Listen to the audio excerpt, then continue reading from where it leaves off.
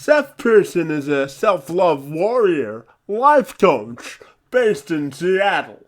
He's on a mission to equip people with the tools necessary for them to love themselves and, in the process, create a community of like-minded people. He's also the host of the Love Am podcast and facilitates events and life coaching sessions in the Pacific Northwest. And he joined me this week to discuss his vision on how we can all work towards a more perfect union. I'm Kevin McShann. Let's have this conversation.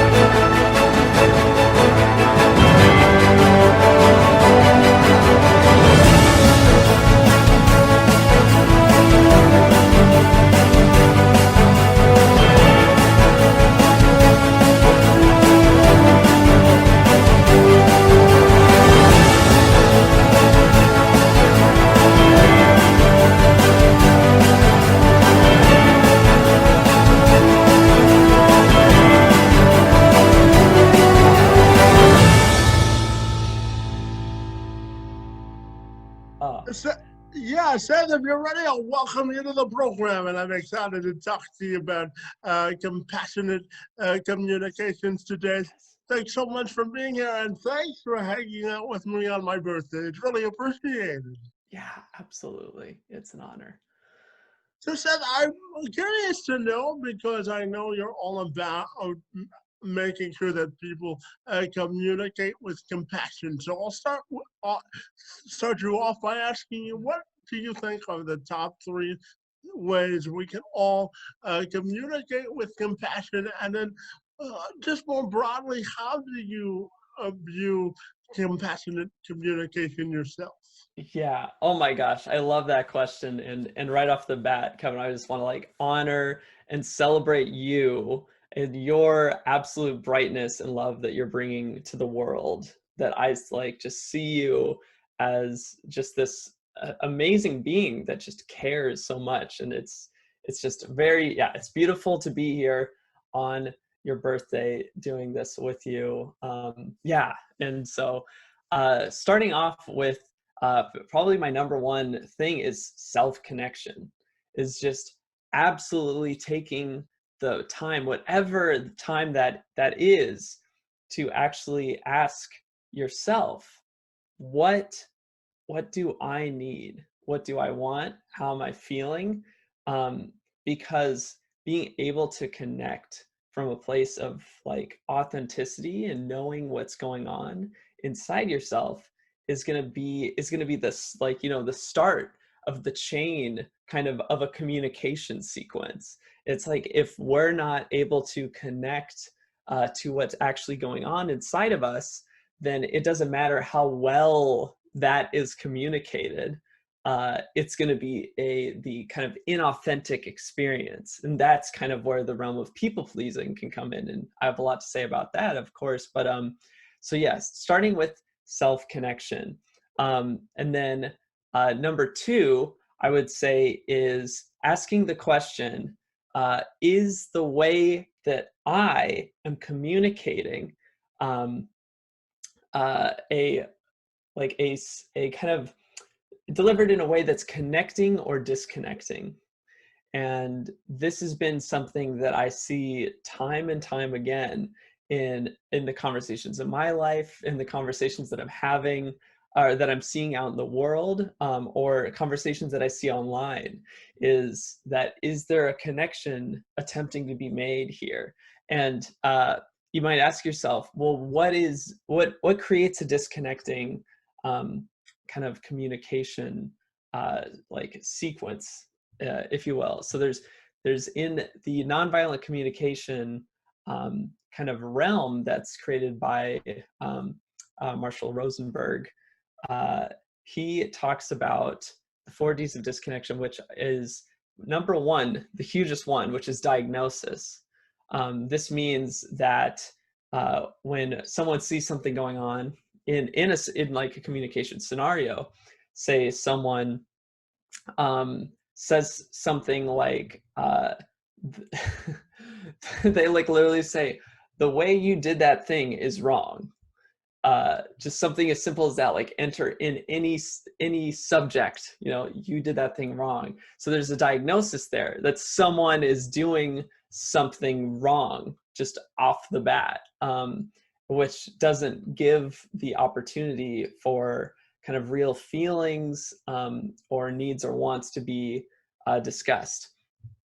The second part of the 4Ds is the denial of responsibility, which is saying, like, if someone said, hey, Seth, you said you were going to take the trash out today and you didn't. And I would say, oh, well, I don't have to take out the trash. What, I mean, that's not my responsibility. Like, I don't need to do that. Like that can create disconnection. Another one is, the third one is demand, which is saying that, like, to telling someone, instead of saying, hey, are you open to cleaning the dishes today? Someone then says, you have to clean the dishes today. And then that's like, oh my gosh, like, there's given no opportunity to communicate or kind of compromise or go from there. And then fourthly is the deserve, like saying that I deserve something. Now it can be a little tricky because yes, like everyone has needs and wants and of course deserves to be respected.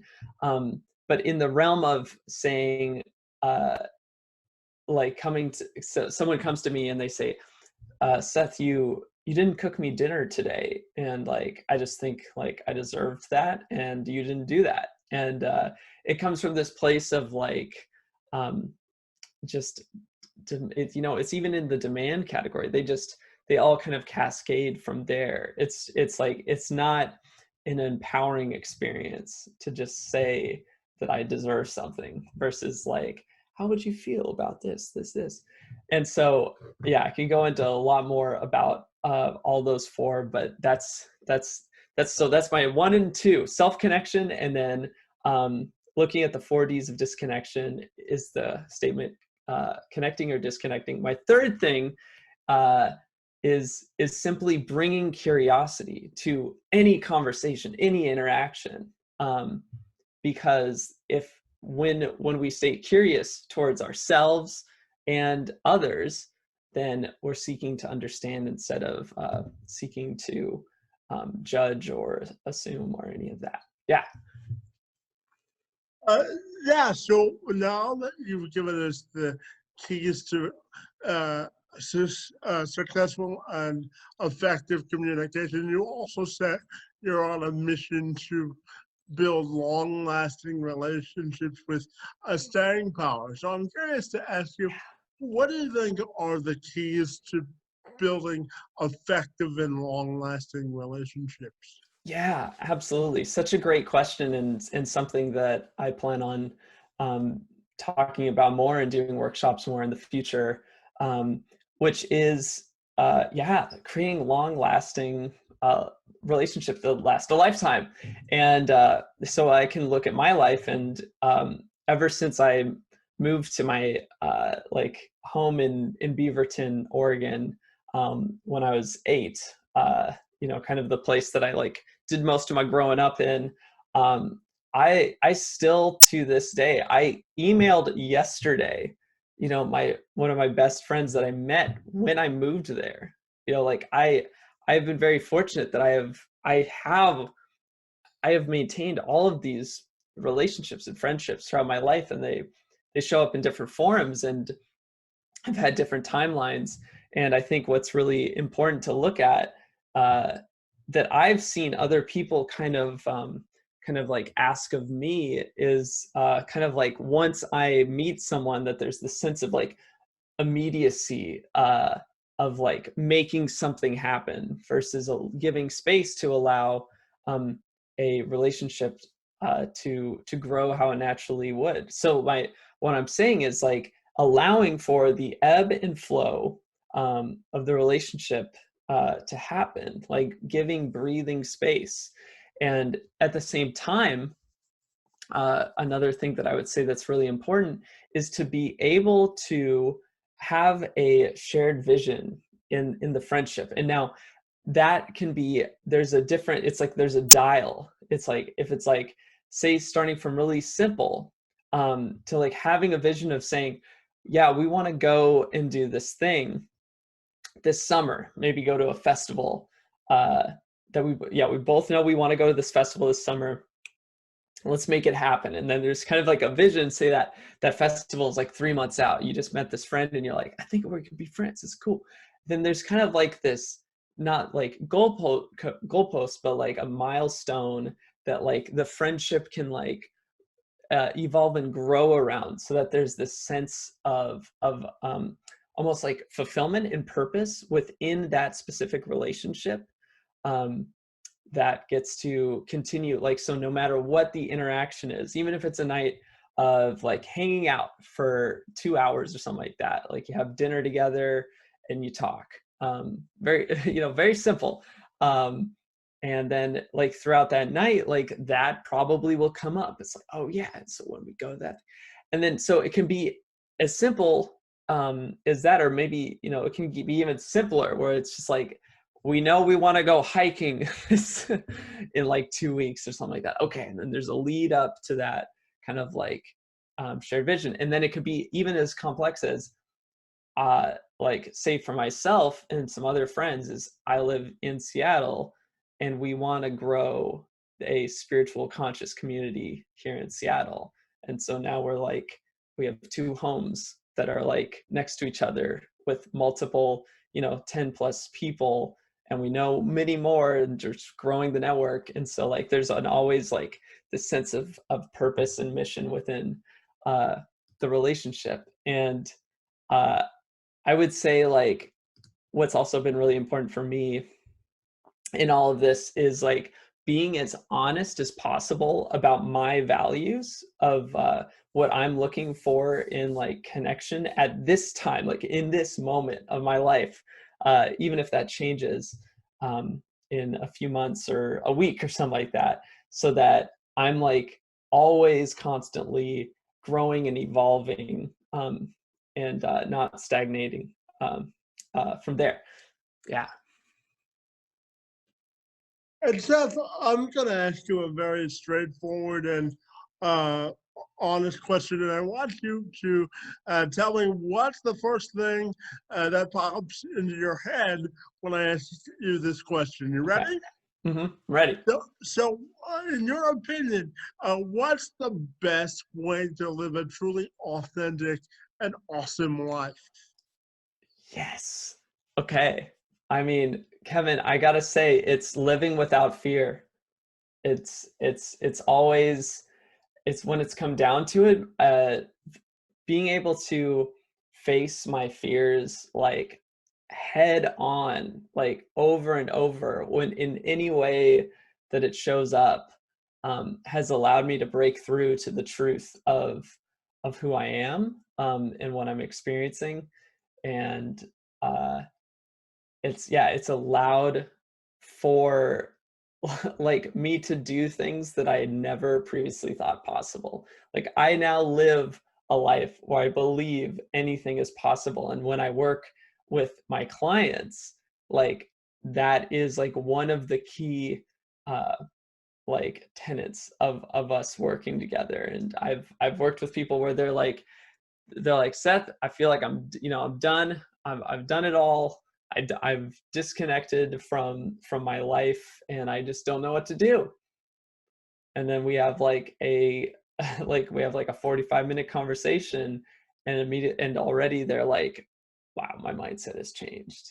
And like after like even 3 sessions together, they'll come to a place where they're like, okay, like either I'm like a man of infinite possibilities, or like I'm a woman of infinite possibilities. Like that is so vital, is to like live without fear and then find out that like anything is possible.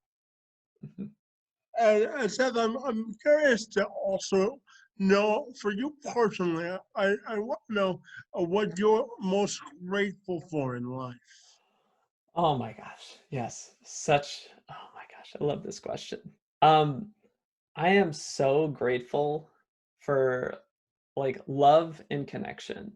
The fact that I am like love incarnated in this physical form right now, being able to connect with amazing beings like you, like and not even be like physically present, like we're able to like raise the vibration of consciousness through our being. Like I'm grateful that I kind of get to be um that I am a god of sorts, and get to have this physical experience and kind of play, like play and make an impact and heal the world. Um, so I'm grateful for all those opportunities, and uh, grateful for the house that I live in, grateful that I live with my partner, grateful that have found like just I find family everywhere. Like all of our brothers and sisters. Like when I when when I found out about you, I was like, oh my gosh, there's another one of my brothers just like spreading the light out there. So yeah, that's what I'd say. I'll lend you some facial hair. I've got plenty of it. So Thank you. Thank you. When I try to do it, I get like, I get like a little bit. I get a little bit, but it doesn't fully come up, here. And so yeah, you're killing it on that game, Kevin. I love it. well, the moms isn't a fan of the beard, so if I can Really? uh, get rid of some facial hair and use it as community service, I'm all for it. So, I'm sure we can find a cause that does that, that does some like facial hair, uh, like kind of like donations and recycling. Those that need a little more stubble. well, I've got plenty of it to go around. But my next question for you, Seth, is spending some time talking to you, I Mhm. picked up on the fact that you're intensely passionate for what you do. And I'm just wondering where that passion comes from. Oh my gosh. Yes. Yes. Oh, I mean, Kevin, it comes from the fact that I used to uh live a life where I didn't have this, like, or that I lost it. Like this essence that I bring now. Like I had it when I was younger, and then it just kind of like it went away, like through just my own workings of the world and how I was exposed to things, just how I was living. Like it was lost, and I was never in a place of much, destruction or anything. I'm very fortunate of that. I went to like times of, dark depression days. But it really, why I'm so passionate about what I do is because I found for myself like the other side. Like I found the light, and after I found the light, like some of the closest people that meant the most to me, um, were in the dark. I lost my mom to suicide when I was 25. I like my first partner, my former partner, like she was in such a dark place that, um, and like I couldn't help her. Like I couldn't be the only one. Like she had to find it for herself. Uh and so like it's like I do it for me, a past version of myself, and me today. I love myself every day. um I do it for my mom, and I do it for my former partner, I do it for my current partner, I do it for my friends, I do it for my family, and I do it for the world. Like my purpose on this world is to show every being how easy and fun it can be to heal the world. And with my business, Love Amped, its mission is to make it so that we're creating a world where every human is fiercely alive and fully loves themselves. So that's what it's going to be. That's where that passion comes from. Fantastic. And I'm curious to also ask you, Seth, when your final chapter of life is written, how do you want your legacy to be defined? Yeah. Oh, legacy. I want it to be defined as I